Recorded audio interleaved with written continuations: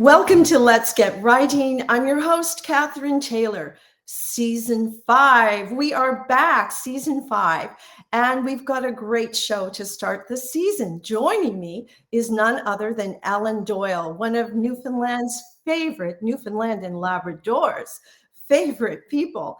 And he's had a busy summer. I'm not sure actually when Alan sleeps. I've been looking at his schedule, but he has taken time to come on the show and tell us all about what he's been doing over in PEI with Tell Tale Harbour. And listen up, folks, it's coming to the Rock. You want to know all about this. So let's welcome Alan to the show and bring him up here. Here he comes. Hi, Alan. How are you? How's it going? Thanks so much for having me on. Appreciate it. Oh, look, it's a pleasure. And I've always enjoyed your music, your energy, everything you do, and your writing. As you probably heard, the show does focus on writing and people who write. And who better than you? You write music, you write books, and now you've been helping to write a musical. So yeah, it's been great fun. The whole thing came to me in early 2018 when Adam over here at the Confed Center in Charlottetown had the cool idea to adapt the screenplay that most of us know as a movie called The Grand Seduction, which started as a Quebec French production. And Adam's idea was to make a staged musical comedy about the Grand Seduction. And they came to me in 2018 about writing songs for it, and I was delighted to try that. And then over the next year or so, I became part of the creative team, and then fell in love with the character of Frank. And when they asked me if I would consider playing the lead role, I secretly confessed that I'd been hoping they would ask me, and off we go. Yeah, so it's been as a writing project, it's been one of the most satisfying and challenging things because there's so many departments, and so many lenses that people will see it through, but it just needs to have so many different things working in concert that it's been challenging and fulfilling, and it's been a wonderful summer so far. Well, what it finishes in a couple of weeks, doesn't it, over there? And then you head back to the Rock. But back to your point about writing it, I mean, you've been writing songs for years and performing and writing books. Like, how was this different for you? You said it was challenging, and what made you feel like that?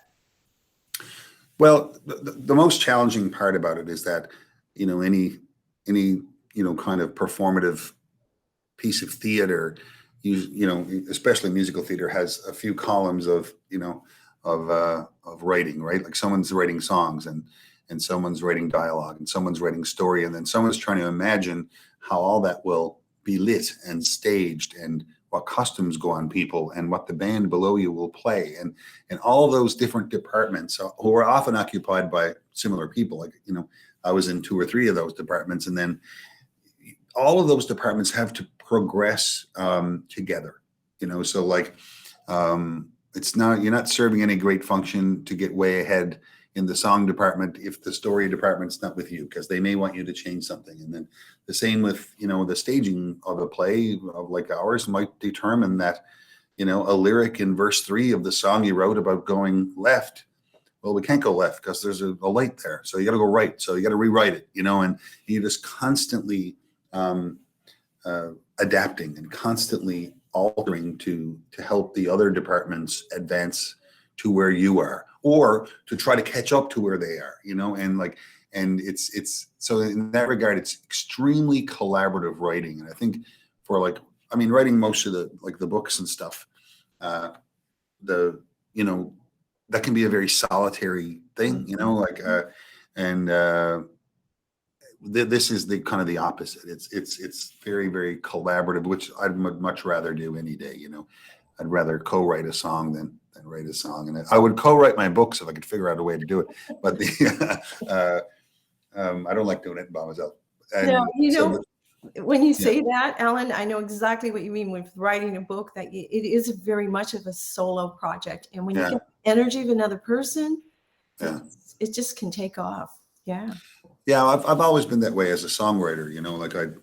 I've written lots of songs, on my own, but I far prefer to sit in a room with, one or two people and just bang out something. And because I find that as you're doing it, the other people in the room kind of become your own audience, and like you can sort of see what's working and what isn't. And quite simply put, I enjoy it more. Like I just enjoy collaborating. I didn't get in a band for a living to sit in my basement by myself, and so yeah, the whole thing was a big learning experience, and I was just charmed by the company I got to keep. Yeah, and you have such a great sense of humor. I've listened to your books. I have, I'm walking and I'm listening to the things you say and the stories you tell about your family, the characters that you create, and there's always that good Newfoundland sense of common sense and humor that just comes through everything.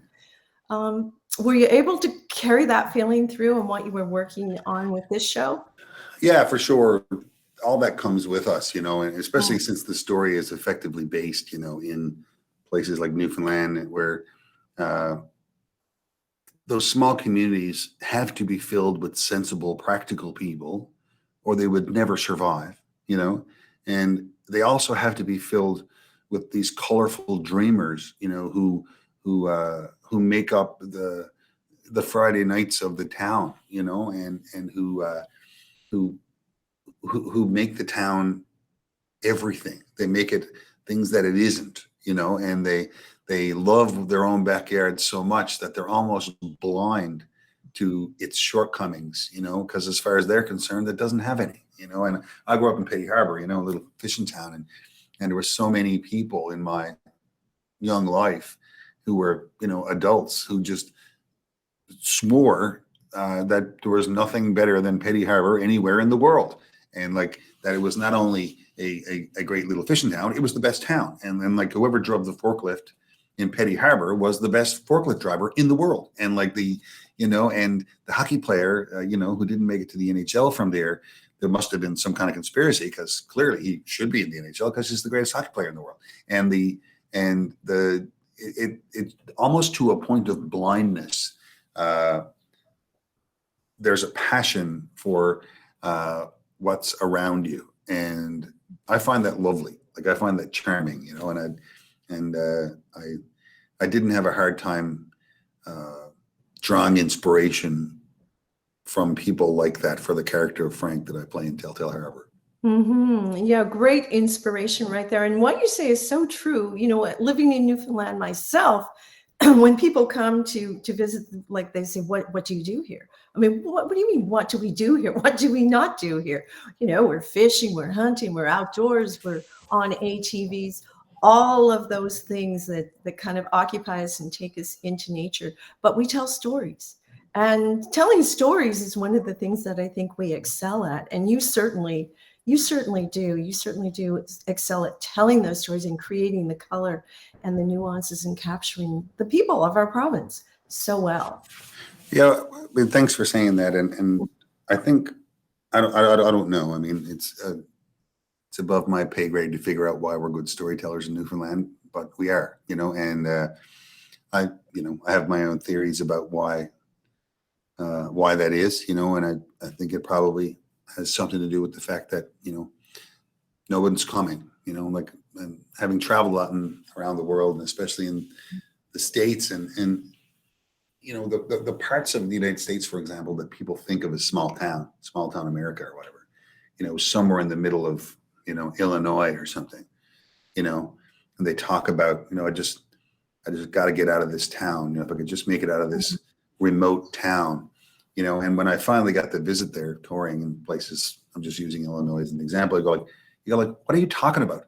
Chicago's 120 kilometers that way. You could walk to Chicago today. Like it's right there. And to answer your question or whatever we're talking, that notion that like at some point in the 1950s and 60s in, somewhere in the middle of Illinois, I guarantee you some Saturday night in the summer, Dean Martin went through on a bus and sang a song for people or told stories. But I guarantee you in the mid 50s and 60s, nobody drove through Petty Harbour on a bus to sing songs for them or tell stories. They had to do it themselves. Like there was just there's it's what I call my there's nobody coming theory, and like they're not coming. It's us. That's it. And so we have to make our own stories, and we have to make our own songs, and we have to do our own dances and cook our own food. And because we're an island in the middle of the ocean. So I think that's less true for the internet and connected age that we find ourselves in now, but it was definitely true for my mother and father. And if I'm off by a generation, it was absolutely true for my grandparents, so we're not that far away from a time when all of our entertainment was homemade. And so there grew storytellers, and there grew guitar players and singers and dancers, and because we needed it. Yeah, we needed it to keep us going. And my grandmother came from Change Island, so very much the same thing, out of isolation and without much. I'm still amazed sometimes when I think, and I was checking back in on your books again, just how little your family had, or how little maybe times all of us had. Yet we weren't aware of it. We thought we had the world by the tail. We were blessed. We were blessed, as in Petty Harbour, when I was born in the last sort of breaths of the 1960s. And, so I was like 10, in the late 1970s. And it never occurred to me to compare what I had to what someone might have had in Toronto or Ottawa or New York or whatever, because how would I ever compare? It never even occurred to me to compare what I had in Petty Harbour to what people had in Mount Pearl. Like, because how would I do that? I never got there. We didn't have a car. I was in Petty Harbour, and that was it. So, and we were no worse off really than anybody else in Petty Harbour. So it just felt normal, and it was like, fine, like, and I wasn't cold, necessarily, or hungry, and we didn't have a car or, anything like that, but we had an accordion and a piano. Sure. What else do you want? There you go. There you go. What else do you want? Yeah. And so, Ellen, I know your family was, you were particularly close to your family, and do you feel those roots have helped like keep you grounded? Because look where you've gone. I mean, at one point, I think you had said you either wanted to be a rock star, or I think it was a goalie in the NHL. Well, honestly, I'm sure the NHL are just wishing they had chosen them, because look what you did with the other career. And so, how do you keep, you seem very grounded and just Alan. I feel like I know, and yet you're all over the world. Yeah. Ooh. No, I've been really lucky, and I suppose I think one of the things that has always helped me in that regard is that I just honestly love the work, right? Like I didn't get in a band, to be famous. I and I don't mean to say that I don't like, the trappings of being famous or, being, because I do, I do like it, but it's like, I actually got in a band because I like playing music, right? I like working on films and television, and because I like working with other artists and actors and writers, and the work is I enjoy a lot of the other stuff too. I like the travel, and I like I like when, we do something that makes money. I like doing that too, but what I actually love the most is the work, right? I like doing, someone once asked me, I notice you play like 100 concerts a year. Like, what's your end game here? Like, what are you doing? Why are you playing 100 gigs a year? Like, what are you trying to get to? And I was like, to try to get to play 100 gigs next year. That's the journey is the destination, like that's it.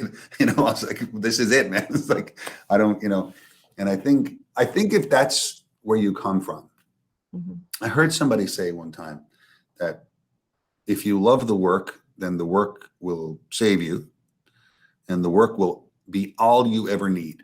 And I believe that's true. And I felt that way when, I was making $50 a week playing the Rose and Thistle, and I felt that way, this morning, and I've met enough people, even in my own family, who have spent their life in the arts and in bands and music.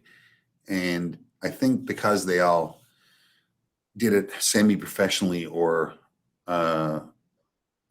not professionally at all, I think that made me aware of how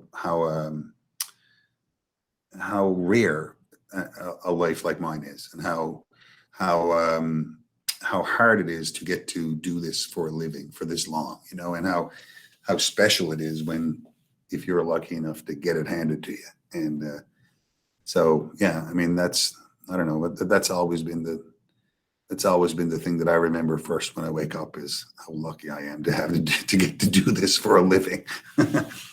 No doubt about it. But you have a lot of energy. You are on the go.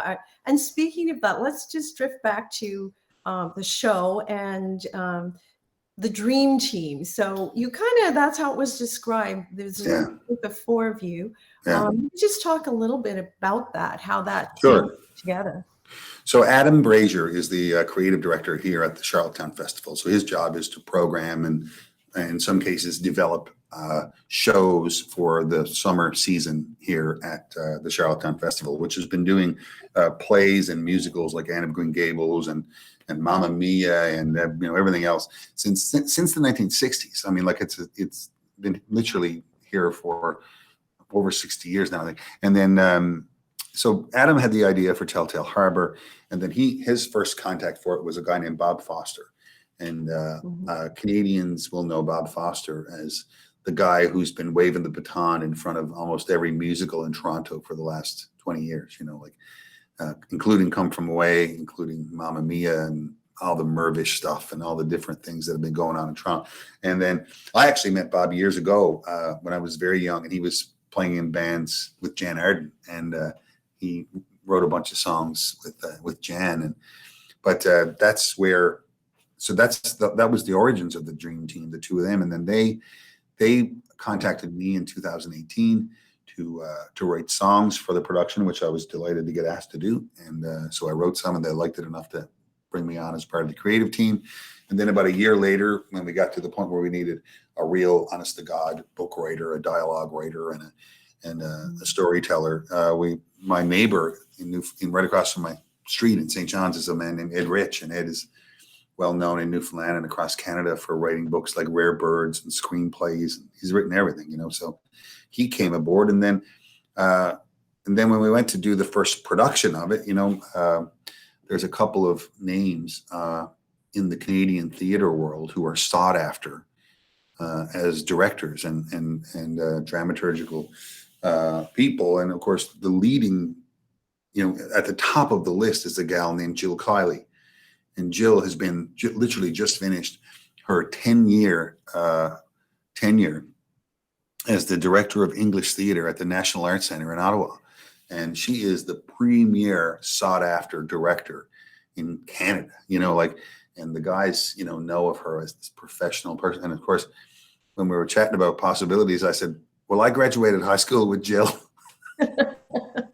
And so at a Christmas party I had at my house, I cornered Jill and begged her to come direct the show. Yeah. And so yeah, and it was a real thrill because, like you say, we graduated high school around the same time, and I went into the music world and Jill went into the theater world, and our paths have crossed professionally a couple of times on smaller projects, but we've never really gotten to work on a full thing together. So this was a real thrill, like 30 years later kind of thing, to be able to do it together and to see Jill, in her prime, doing. It's just a blessing, it's just, she's amazing, yeah. So the whole Dream Team is just that, it's just this incredible collection of people who've come together on this thing, and you can feel it when you're in the audience. Well, I look forward to feeling it. I think I was one of the first to get my tickets for the Grand Falls Windsor production. I said, I want a great seat and I want to be there. Yeah. It's going to be cool. Yeah. One of the things that I'm really excited about is production into like the centers in Grand Falls, Gander, Stephenville, Cornbrook, because they're smaller, than the stages here or in St. John's.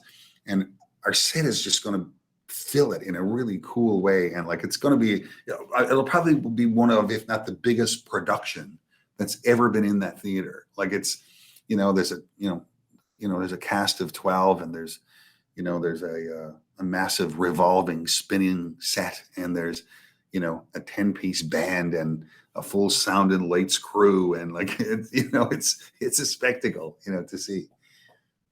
Well, it was my thought was, how would you take it from the Charlottetown stage and then bring it to venues like Yeah. that? So it's that in itself is going to be quite an operation to pull into towns. Big time. Yeah.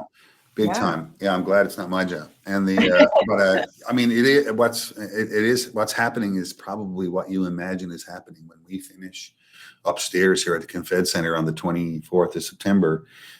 Everything up there, the spinning stage, the lights, the sound, everything, the band set up, everything goes in a 45-foot truck and heads to the boat. Hope they have a smooth sailing across, and that's going to be great. We want to encourage people to, get out there and take part in the show and support. Yeah, I mean, it's a great night out, and that's the thing I say about it all the time. It's a great night out. People are loving it. People are laughing and clapping and singing, and a few tears and heartfelt moments, and there's a beautiful love story in it, and it's really, it's very satisfying how well received it's been so far.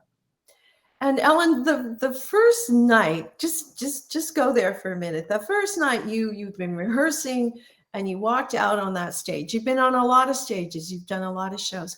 But how did that one feel? Was it terrifying? Terrifying. I didn't expect it. Absolutely terrifying. Just like all good art should be. Yeah, it was. I don't mind saying it. It was terrifying. I mean, I'd never done it before, right? And so, I was, and yet my name is on the poster, and so, the pressure of it and the expectations of it, especially over here, because we've been working on it over here for 4 years. And so the weight of that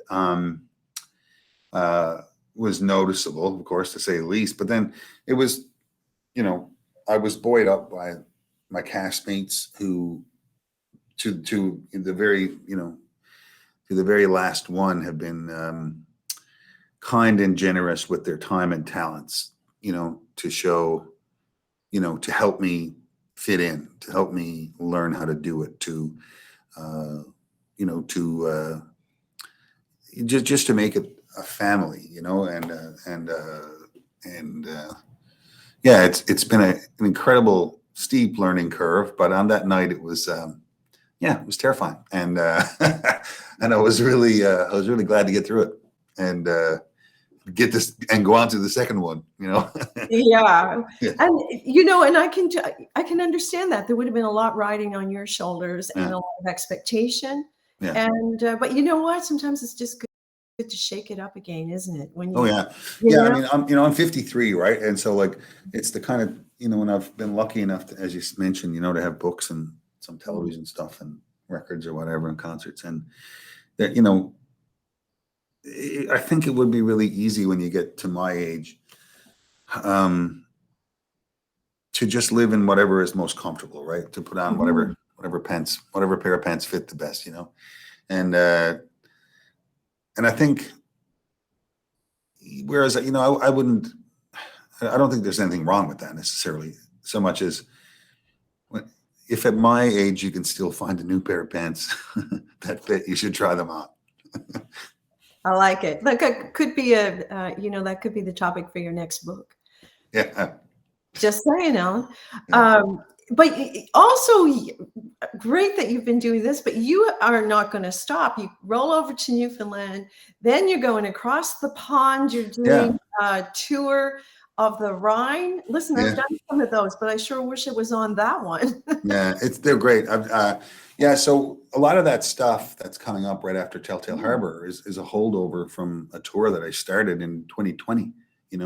I put out a record in 2020, and I was about to start a 5-leg tour, and I got one leg of it done, and then the world shut down for 2.5 years, and so I managed to get a couple of the legs in, but so right after Tell Tale Harbour ends in St. John's, we go to Europe to do our European leg, part of which is the boat tour, but then we tour in Germany and Denmark and the Netherlands, and then I come home and I do a thing out in western part of the United States and Canada called the CP Holiday Train, which is like a Christmas charity thing that we've been doing for a while. And then I have a break over Christmas. And then early in the new year, I do the last leg of the 2020 tour that was supposed to be in 2020 in the eastern part of the United States. So it starts in New York and ends down in Florida. Yeah, it's quite a schedule, but let me know if anyone falls off the wagon for that river tour. Yeah. Certainly like to do that. Ellen, how do you find the audiences? We know Newfoundland audiences love you, and Newfoundlanders have populated a large portion of Canada. Our biggest shipment out of this province is people and talent at times. But how do the audiences respond to you down in the States? I saw you were doing things in Nashville and places like that. And how does that go? Oh, it's always been varied, depending on what version of music I happened to be involved in at the time. Certainly when Great Big Sea started touring around the United States, and it was, we didn't even have a drum kit. It was like 4 guys across the front with an accordion and a whistle and a bow round and a guitar, like singing shanties, it was funny. Sometimes we would go to a place like, perhaps in the Appalachians or whatever, or the bluegrass parts of the United States. And that form of music, that acoustic form of folk music is very common, right? Like they do that all the time, in bluegrass worlds and what have you. And then, but of course, other parts, you go to Chicago or something and end up on a hip hop bill, and you have an accordion and a fiddle, by you're in trouble. And